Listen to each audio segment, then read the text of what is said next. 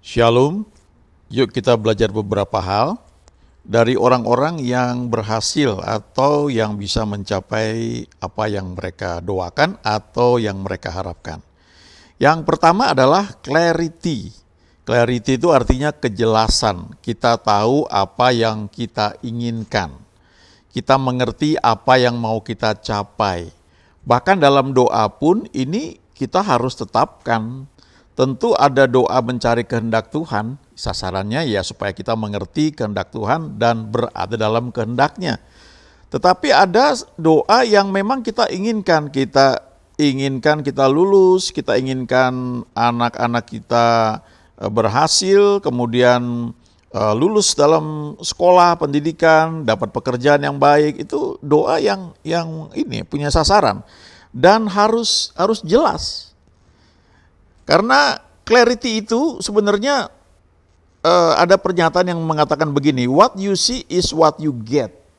Jadi dengan kita melihat dengan jelas, kita tahu apa yang mau kita capai. Di Alkitab ada contoh Bartimeus. Bartimeus itu orang buta yang dia biasa mengemis, kemudian dia mendengar bahwa ada yang rame-rame ini dan dia tanya ini ada apa, ada siapa yang lewat, dan orang-orang bilang oh itu Yesus dari Nazaret.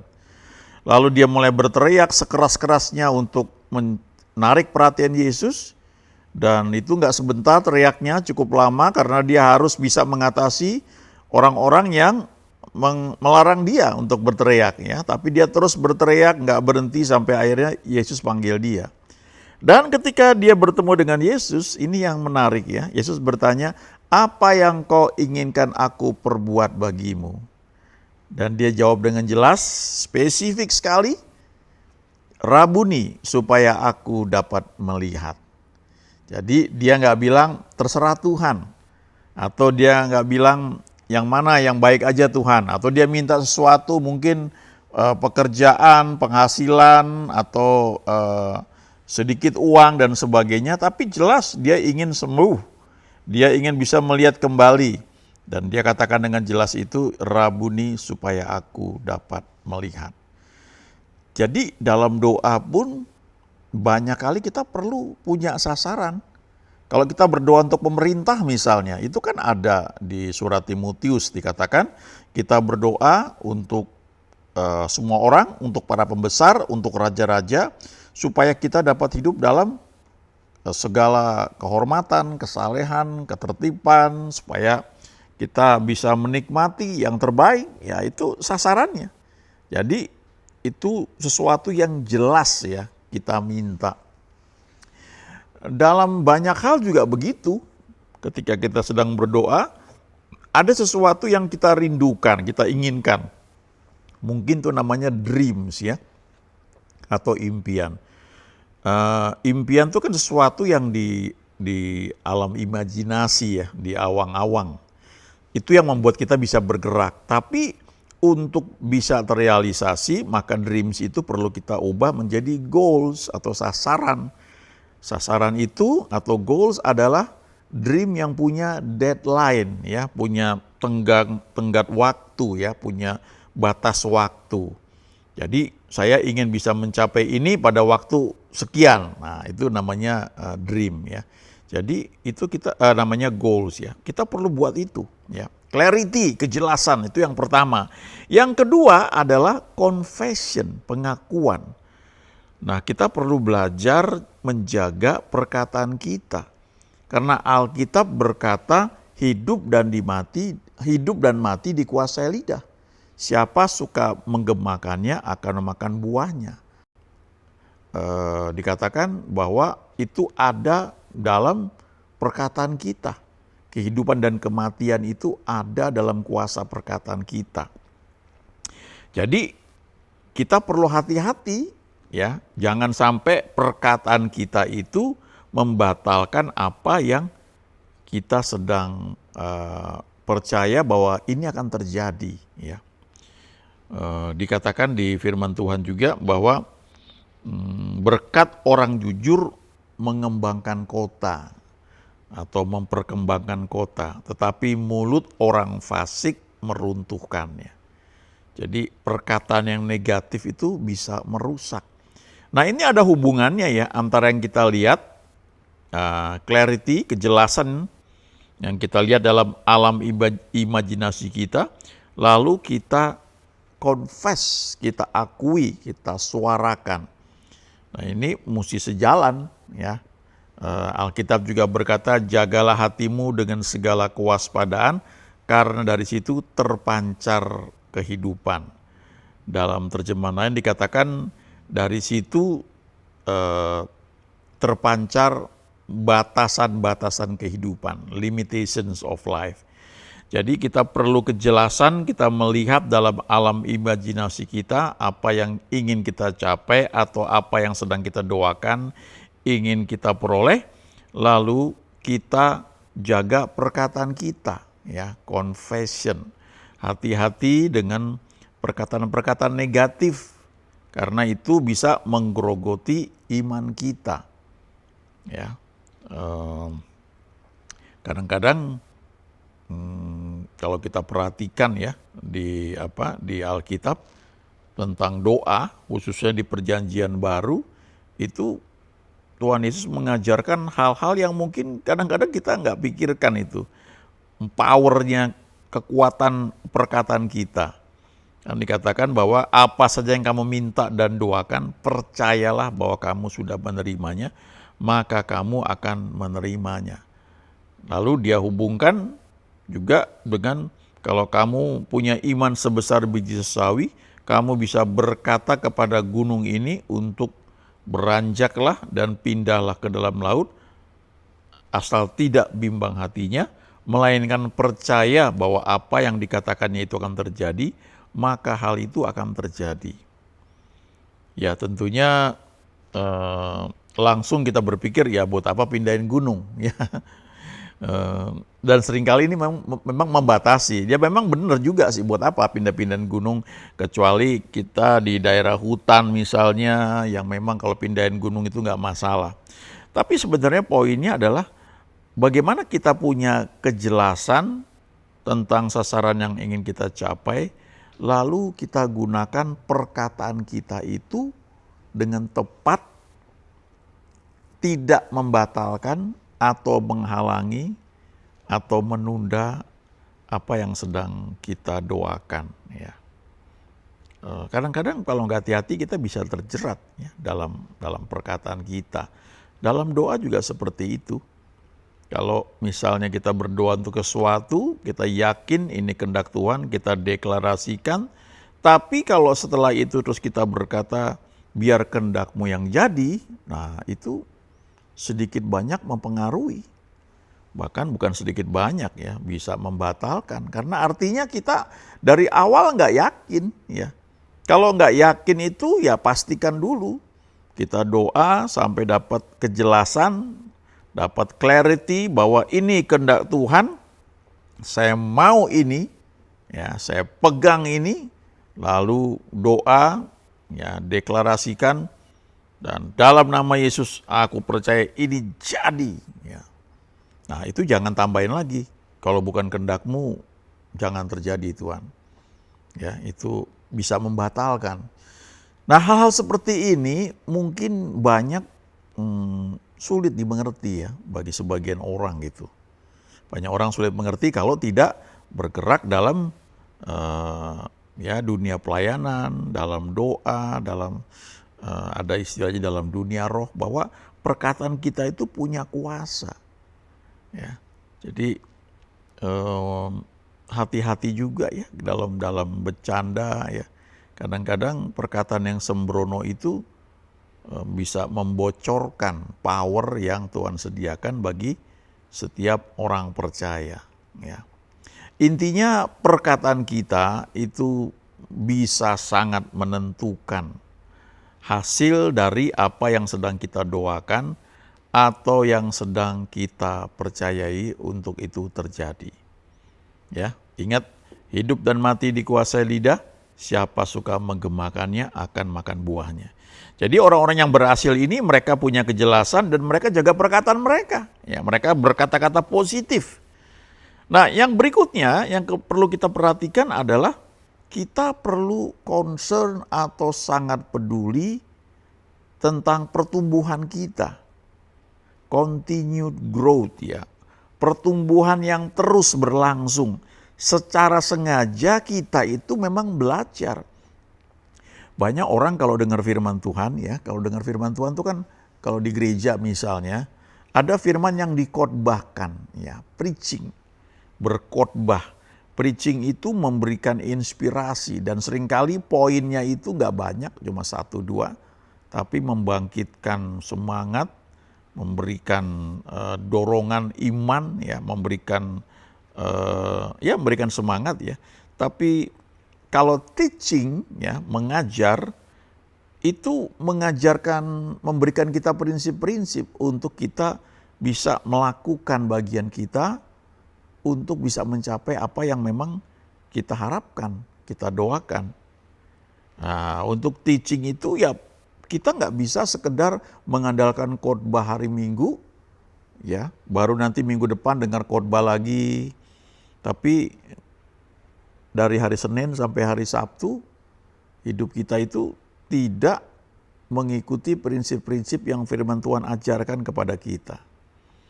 Nah, untuk itu memang kita perlu putuskan untuk bertumbuh ya, untuk senantiasa belajar.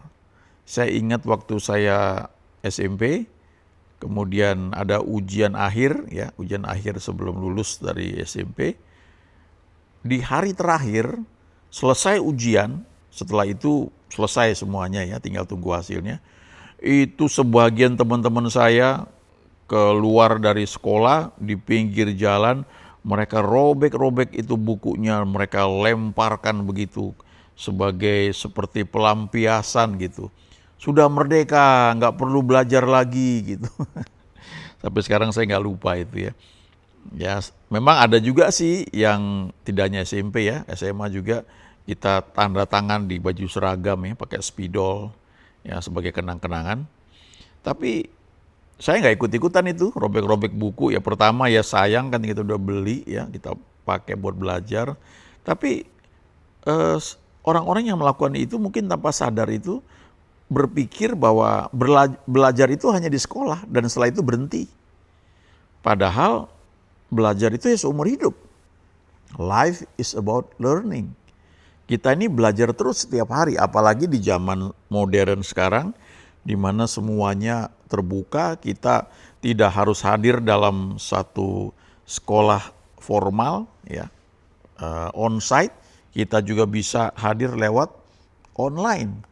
Banyak sekolah-sekolah yang menawarkan program-program online. Kita nggak perlu datang ke tempat tersebut secara on-site, kita bisa belajar dari mana saja. Tapi prinsipnya adalah kita ini perlu senantiasa belajar dalam segala hal. Bahkan untuk berdoa pun terus kita perlu belajar. Kadang-kadang kita mungkin tanpa sadar kita berpikir doa itu sekedar meminta-minta dari Tuhan. Kemudian makin banyak kita minta, kita nangis-nangis, ya, kumpulin orang banyak-banyak, kita puasa. Sepertinya kita tuh membangun satu kekuatan ya untuk seperti demo gitu kepada Tuhan, minta sesuatu supaya dia melakukannya. Dan tanpa sadar kita berpikir semakin banyak orang semakin didengar oleh Tuhan. Jadi kita berdoa, kita minta, dan sebenarnya ada hal-hal yang perlu kita pelajari. Karena doa itu tidak hanya satu arah meminta, tapi kita perlu mendengar juga. Ada hal-hal yang harus kita lakukan. Kadang-kadang dalam doa itu ada yang kita ucapkan, kita deklarasikan. Kadang-kadang ada firman yang perlu kita renungkan. Dan setelah kita renungkan, kita tahu kita harus berbuat apa tanpa perlu kita minta. Ya.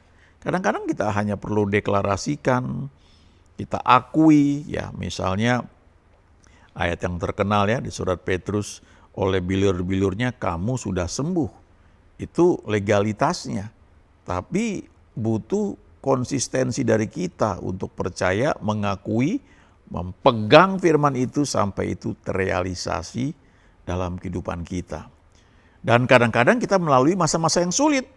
sepertinya apa yang kita doakan, kita sedang ucapkan, kita sedang percaya itu kok belum terjadi.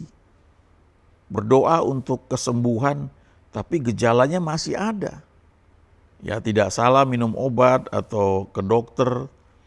Yang penting kita perlu sadar bahwa Tuhan itu menghendaki kita sembuh. Itu janji yang Tuhan berikan. Ya, walaupun situasi belum seperti yang kita harapkan, ya, walaupun mungkin banyak orang yang belum mengalami atau tidak mengalami, ya kadang-kadang kan ada orang-orang yang sudah kritis, sakit, boro-boro mau didoain ya, mereka kadang-kadang sudah patah semangat, mereka juga ingin segera pulang ke surga, jadi kadang-kadang itu campur aduk ya. Tapi kita belajar firman Tuhan, kita perlu pegang apa kata firman Tuhan. Ini ada perkataan yang menarik ya dari internet saya dapat ini. When you see the value of continued growth, the circumstances around you become stepping stones.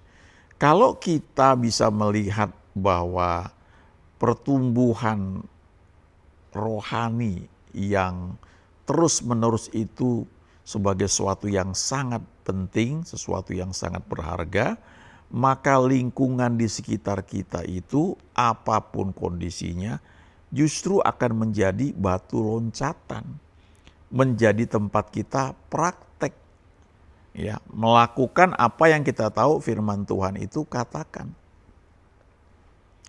Apalagi kalau kita baca di firman Tuhan ya, cara Tuhan menjawab doa atau menjawab kebutuhan kita dalam satu situasi, dia akan pakai lingkungan di sekitar kita. Coba lihat misalnya waktu perkawinan di Kana, dia merubah air menjadi anggur.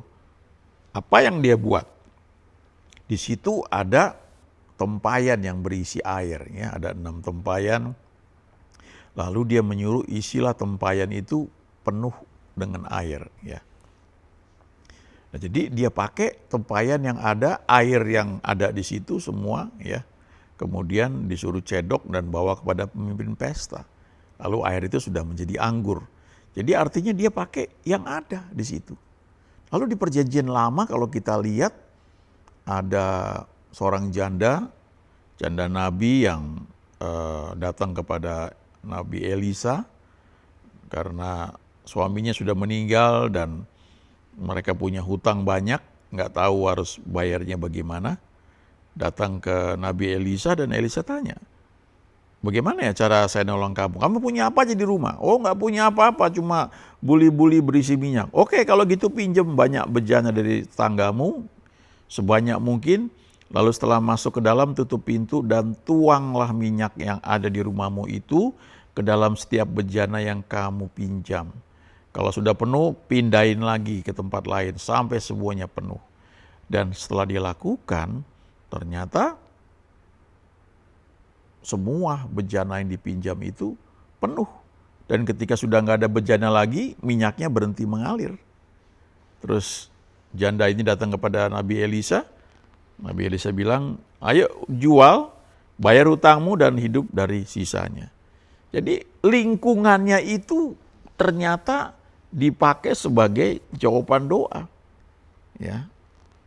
Nah, kalau kita bisa menilai, ya, menghargai pentingnya belajar, pentingnya pertumbuhan rohani, maka lingkungan apapun yang sedang kita hadapi, itu justru menjadi satu sarana, bahkan menjadi batu loncatan untuk kita bisa belajar. Ya, saya selalu termotivasi melihat, mendengar orang-orang seperti Ronald Reagan yang usia 70 baru jadi presiden, ya. Di mana orang lain mungkin sudah coba duduk di kursi roda, bukan kursi roda ya, kursi malas, menggendong cucu, ya. Donald Trump juga seperti itu. Justru mereka baru jadi presiden, ya. Gak ada yang mustahil bagi orang percaya. Ayo percaya hal besar, coba belajar untuk memiliki kejelasan, clarity, lalu jaga perkataan kita, confession, dan kemudian punya sikap mau belajar senantiasa, continue growth, ya. Dan Tuhan akan memberikan yang baik bagi kita yang percaya kepadanya. Amin.